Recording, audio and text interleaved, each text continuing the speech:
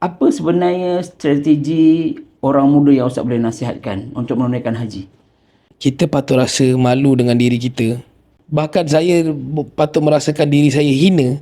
Kita boleh belanjakan segenap harta untuk hiburan, untuk kehendak yang kita katakan itu keperluan. Tapi kemudiannya kita tak mampu untuk menyimpan untuk haji. Sekarang ni rata-rata lah saya boleh kata yang sebaya kita ni dia ada komitmen bulanan 3,000. Okay, kereta 2 biji 1,200. Kalau 600 lah, kita ambil 1,200 lah. Kemudian bayar rumah sama ada sewa atau beli, katakanlah 1,500. So kat situ dah 2,700. So 300 ni bil-bil lah. Okay, bil-bil tu mungkin tak boleh berkurang, tapi jangan ditambah.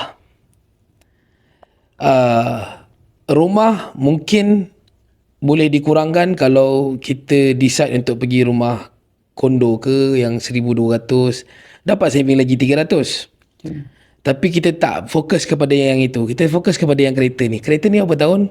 Yang ini ada lagi baki 4 tahun, yang ni ada baki 3 tahun. Okey. So habis 3 tahun nanti, habis 4 tahun nanti, start tahun ke-5, engkau akan ada extra cash. Kereta boleh repair tak? Boleh. Pakai saja.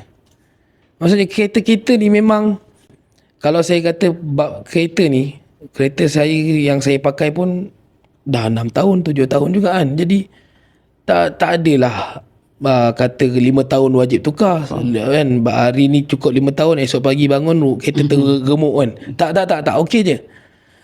Mentaliti kita yang remuk sebenarnya. Yang rasa macam hari ni dah bebas hutang, rasa nak kena tambah hutang. Faham tak?